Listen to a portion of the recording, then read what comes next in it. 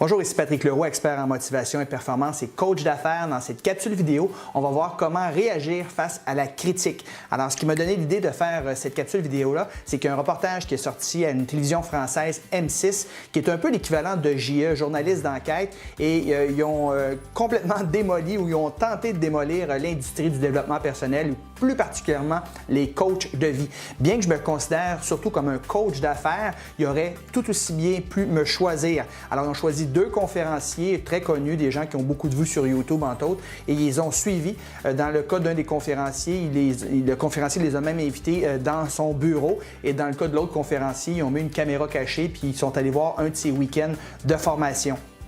Dans le cas du premier conférencier qui savait que les journalistes faisaient un topo sur lui, je suis persuadé qu'il ne s'attendait pas à une entreprise de démolition de la sorte. Alors, j'aimerais vous parler un petit peu du topo, de un, et de deux, comment réagir face à la critique, parce que si vous avez du succès dans la vie, c'est certain que vous allez vous faire critiquer. Donc, comme je vous disais, l'accent a été mis sur deux conférenciers. Le topo dure 1h30. En fait, ils ont pris 3 angles, les coachs de vie, les gens qui investissent dans les diamants et les gens qui sont des voyeurs. Et le titre du topo, c'était « Devenir riche et heureux, arnaque ou vraie promesse ». Alors, juste là, dans le titre, là, il y a un biais. On parle que c'est peut-être une arnaque. On sème un doute dans l'esprit du téléspectateur. Alors, ces conférenciers ont des millions de vues sur YouTube. Et évidemment, les coachs qui ont choisi, ils ont juste mis l'accent sur des petits extraits pris hors contexte où leur sujet était peut-être malhabile ou peut-être enflé. En fait, je vous laisse la chance d'aller voir le reportage si vous voulez. C'est sur M6 et je vous rappelle, le titre, c'est « Devenir riche et heureux, arnaque ou vraie promesse ». Et on sait que l'industrie du développement personnel est souvent attaquée, souvent critiquée. Et la raison est fort simple, c'est que ça se mesure très difficilement les résultats que les gens obtiennent dans cette industrie-là. C'est pas scientifique du tout. C'est impossible de vérifier scientifiquement les résultats que les gens obtiennent une fois qu'ils ont embauché un coach. La seule façon de le faire, c'est d'obtenir des témoignages. Évidemment, les journalistes, dans le cas de ce reportage-là, étaient très biaisés. C'était des gens cyniques qui voulaient même vraiment les mettre dans les coins, les coachs de vie, puis ils n'ont pratiquement pas pris de témoignages de gens qui ont eu énormément de succès. Ils ont juste parlé des côtés négatifs. Donc, ce n'est pas des vrais journalistes, parce qu'un vrai journaliste voit toujours les deux côtés de la médaille. C'est aussi très critiqué, l'industrie du développement personnel. Aussitôt qu'il y a de l'argent impliqué, ça dérange beaucoup de gens. Vous savez, aider les gens, ça va, mais quand il y a de l'argent impliqué, ça dérange. Par exemple, si quelqu'un a un problème, va voir un médecin, puis le médecin lui vend des pilules, le pharmacien lui vend des pilules pour qu'il se gèle la face puis qu'il oublie ses problèmes temporairement, ça c'est correct, c'est accepté dans la société.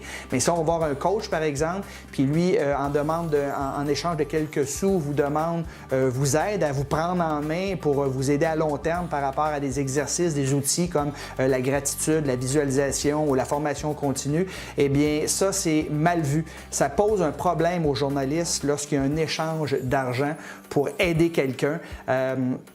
Et là où je suis peut-être d'accord avec les journalistes, c'est quand les conférenciers ou certains coachs font des gros événements à grand déploiement et là, il y a peut-être 500, 1000, 2000 personnes dans une salle et là, ils les font sauter, ils les font danser, ils les pompent et après ça, ils tentent de leur vendre des séminaires à 4 000 ou à 10 000 euros. Évidemment, ça, je suis pas pour ça, c'est un peu de la manipulation. Les gens ils ont mis dans un autre état d'esprit et là, sont très friands de ça. Je pense que c'est des décisions qui devraient être prises de façon éclairée. Et il y a certains coachs et conférenciers, ce qu'ils reprochaient, c'est qu'il y avait des démarches commerciales un peu agressives, c'est-à-dire qu'elle allait voir les gens pour les inciter à acheter justement des week-ends qui étaient 2, 3, 4, 5 fois plus chers que le week-end dans lequel ils assistaient. Alors ça, moi, je ne suis pas vraiment pour cette pratique-là. En fait, je ne suis pas pour cette pratique-là du tout, de manipuler les gens quand ils sont dans un autre état d'esprit. En fait, je vais vous dire également, il y a une chose que j'aime moins un peu de l'industrie du développement personnel, c'est tous ces séminaires ou toutes ces formations où l'accent est beaucoup plus mis sur le contenant que sur le contenu. Vous avez sûrement déjà assisté à des événements comme ça où le conférencier va demander constamment aux gens de lever la main, de se toucher, de se serrer la main, de se faire des câlins.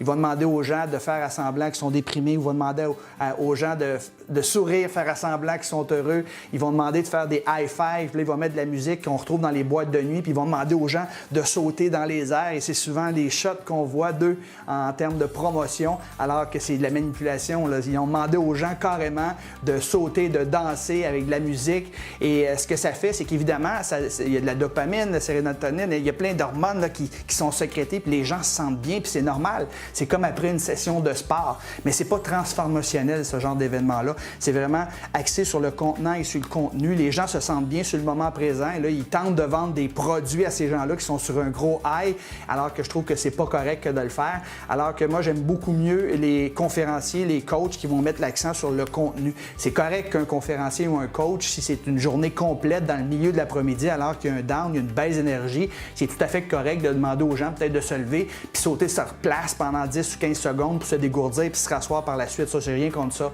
Mais il y a beaucoup de ces événements-là où 50% du temps, c'est de la musique forte qui joue puis on demande aux gens de sauter dans les airs. Ça, je suis un petit peu comme ça, un peu contre ce genre d'événements-là. Et je pense que l'industrie doit faire ses devoirs, faire en sorte qu'on met beaucoup plus l'accent sur le contenu, sur les stratégies, comment les gens peuvent améliorer leur vie ou leurs affaires, plutôt que juste sur du fluff, que je pourrais dire. Donc, 8 leçons sur comment réagir face à la critique. Alors, si vous devez faire face à la critique, voici comment vous devez réagir. Premièrement, dites-vous une chose, tous les gens qui ont beaucoup de succès se font critiquer.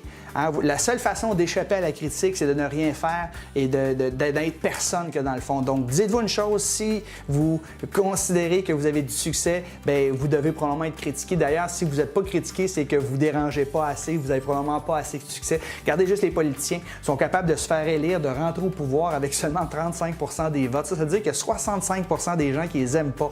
Alors, c'est impossible de plaire à tout le monde. Alors, si vous voulez réussir, essayez pas de plaire à tout le monde parce que c'est impossible de réussir. Donc, c'est ça la première leçon qu'on doit retenir. Vous savez, les entreprises qui ont le plus succès dans le monde, c'est les entreprises qui dérangent, qui challengent le statu quo, des entreprises qui innovent constamment. Et ces gens-là dérangent et ils sont énormément critiqués. On pense à des entreprises comme Apple, Netflix, Facebook, Amazon, Airbnb, Uber, Tesla, Spotify. C'est des entreprises qui se font critiquer constamment, mais c'est des entreprises qui ont énormément de succès. Vous savez, les gens aiment le statu quo, les gens n'aiment pas le changement, puis ça choque les gens. Alors, particulièrement les journalistes aiment tomber sur des entreprises qui dérangent comme ça. Mais qu'est-ce qui se passe si vous ne changez pas, si vous restez dans le statu quo? Bien, vous allez faire comme bien des entreprises qui, ces entreprises-là, elles, sont mortes carrément. Qu'on pense à des entreprises comme Distribution Consommateur, Kodak, Blockbuster Video, Zellers, Eaton, Sears, Toys R Us qui font la manchette ces jours-ci, qui vont pratiquement disparaître, du moins au Canada. Donc, vous empêchez pas, s'il vous plaît, d'innover, de challenger le statu quo, de peur de vous faire critiquer. Ça, c'est la première leçon. Vous allez vous faire critiquer, soyez sans crainte, et ça doit vous passer sur le dos comme de l'eau passe sur le dos d'un canard. Deuxième leçon qu'on doit retenir, rappelez-vous pourquoi vous faites ce que vous faites. Si ce que vous faites, c'est en lien avec vos valeurs, puis vous le faites de façon éthique, good, vous n'avez pas à vous en faire, laissez faire ce que les gens pensent de vous. Concentrez-vous pas là-dessus. Concentrez-vous plutôt sur les gens que vous aidez et la valeur que vous apportez dans leur vie. Relisez les lettres de témoignage s'il faut de temps en temps, plutôt que d'écouter vos critiques, ça va vous faire du bien. Troisième leçon à retenir, comment réagir face à la critique. L'important, ce sera toujours d'apporter de la valeur dans la vie de vos clients de façon honnête et éthique. Et la leçon que vous devez retenir, c'est qu'en cas de doute, abstenez-vous. Si vous vous apprêtez à faire quelque chose, puis vous n'êtes pas certain si c'est correct, si c'est éthique, vous hésitez, mais dès que la moindre hésitation, abstenez-vous. Vous allez bien dormir, vous allez avoir la conscience tranquille. L'important, c'est d'apporter de la valeur de façon honnête et éthique. Quatrième idée pour réagir face à la critique, évitez de vous vanter ou trop parler de vous lorsque vous parlez de vos exploits, de vos accomplissements. C'est correct de le faire. On veut établir une certaine crédibilité. Hein? On veut démontrer qu'on veut que les gens nous écoutent parce qu'on le fait, on l'accomplit, on a des choses à apporter qui ont de la valeur. C'est correct de le faire, sauf que une des raisons, je pense, pourquoi ils ont choisi les deux conférenciers dans le reportage de M6, c'est que ces deux personnes qui... puis c'est pas à moi à dire s'ils sont bons ou sont pas bons. Là, vous jugerez vous-même. Là, vous irez écouter leurs vidéos, mais pour avoir écouté plusieurs de leurs vidéos, c'est des gens qui ont tendance justement à se vanter et à parler beaucoup au moi. Et ça dérange. Les gens n'aiment pas ça nécessairement. Même dans le reportage, ils disent là, qu'ils utilisent beaucoup un ton paternaliste, un ton moralisateur. Et personne n'aime se faire dire quoi faire sur un ton paternaliste et moralisateur. Donc, si vous voulez avoir du succès, vous voulez éviter les critiques, bien, allez-y plutôt avec l'humilité. Allez-y plutôt en parlant de vos échecs, vos débuts difficiles.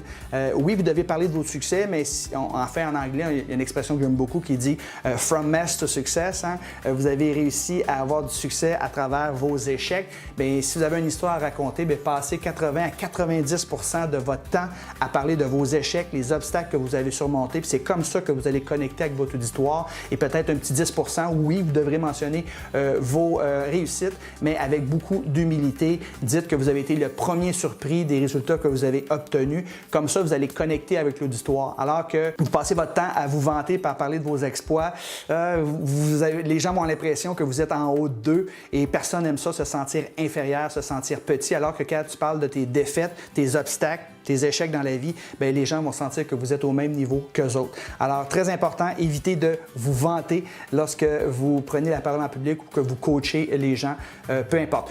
Cinquième idée pour vous aider à faire face à la critique, c'est face à la critique, essayez toujours de voir de quelle façon vous pourriez vous améliorer. Il y a toujours un petit peu de vérité quand on se fait critiquer. Moi, le premier, je me fais critiquer souvent, c'est certain. Hein, je suis dans les médias sociaux surtout. J'étais déjà dans les médias publics. Aujourd'hui, c'est plus les médias sociaux. Et quand tu es sur YouTube, tu es sur Facebook, tu mets des vidéos 2-3 fois par semaine ou tu écris des articles, c'est certain que vous allez vous faire critiquer. Mais il y a toujours un petit peu de vérité. Puis cherchez à vous améliorer par rapport à ça. Moi, je me fais souvent dire que je parle trop rapidement. Alors, j'essaie de m'améliorer par rapport à ça. Je me fais dire des fois que je suis trop noir et blanc, je manque un peu de nuance, je suis un peu trop direct. Puis oui, il y a une part de vérité là-dedans et je tente de m'améliorer. Il ne faut pas se dénaturer. C'est certain que chacun a son style puis vous allez attirer une audience qui vous correspond, mais tentez toujours de vous améliorer par rapport aux critiques que vous avez, plutôt que de se braquer et dire à son ego là, qui dit non, je suis correct. Essayez de voir, il y a toujours une petite part de vérité dans les critiques, surtout si vous en recevez beaucoup. Hein. Si vous recevez une ou deux critiques et il y a 1000 personnes qui écoutent une de vos vidéos, bof, passez par-dessus. Mais si vous en recevez une quinzaine de critiques, par contre, là, c'est peut-être que vous avez à faire des changements. Aussi, très important, 6, essayez d'éviter de parler, c'est une leçon qu'on retient de ça, essayez d'éviter de parler de vos revenus lorsque vous adressez à des journalistes. Les journalistes, souvent, vont vous approcher puis ils semblent avoir de bonnes intentions, mais rappelez-vous, journaliste 101, une bonne nouvelle, c'est pas une nouvelle. Il faut qu'il y ait un drame, il faut qu'il y ait un côté là, qui dérange. Il faut que ça soit dramatique un petit peu. Donc, ils vont toujours vous aborder d'un bon angle, mais l'angle qu'ils vont montrer, les images qu'ils vont montrer à la télévision, bien, ça ne sera peut-être pas nécessairement positif pour vous. Et une des façons d'aller vous accrocher, c'est quand on parle d'argent. Donc, un journaliste qui va vous demander comment vous gagnez d'argent, si c'est payant, ce que vous faites, essayez d'éviter le sujet de conversation parce que, comme dans le reportage, là, il y a un des conférenciers qui étale tous ses revenus. C'est certain qu'ils vont mettre l'accent là-dessus. Alors, si vous êtes pressé, par exemple, par un journaliste pour mentionner combien d'argent vous faites, combien d'argent que vous gagnez, soyez le plus vague possible. Moi, j'avais un coach qui m'avait dit ça un jour un peu. Il dit, si on te demande combien d'argent tu fais comme conférencier, réponds que tu gagnes ta vie comme un médecin, par exemple. Alors, c'est vague. On ne sait pas un médecin, ça gagne combien exactement par année. On sait qu'ils gagnent bien leur vie, mais tu donnes un range et tu ne donnes jamais une spécificité parce que les journalistes vont sauter là-dessus puis ils vont mettre l'accent là-dessus. Je me rappelle, j'avais été choisi il y a quelques années pour un documentaire sur TV5 qui s'appelait Marchand de bonheur. Alors, j'ai eu des caméramans, des preneurs de son, directeurs qui m'ont suivi pendant 1 an carrément, là, partout. Là, je faisais un événement live à Montréal et je me rappellerai toujours où mon directeur des ventes, il y a des gens qui venaient après la conférence puis je dédicassais des livres. Évidemment, il y a des gens qui achetaient des livres et la caméra était vraiment pointée sur mon directeur des ventes qui comptait l'argent.